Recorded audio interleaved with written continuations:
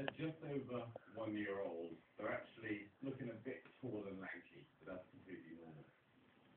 Around about this age, they actually have a huge growth spurt, much like adolescents. Got a lot of height, but not much width. So,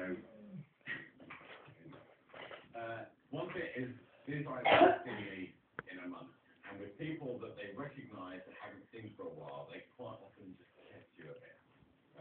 But an important thing for me is just to reassert my dominance. And that can be as simple as rubbing the front of the head, which they don't particularly like. But, but it's okay for me to do it because they know that they can't bite you or anything and then I'll get disciplined. But, yeah, adolescents is a very naughty side.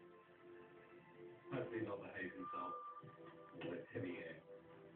We can give them a signal that's slightly different. Come on! They have been showing fantastic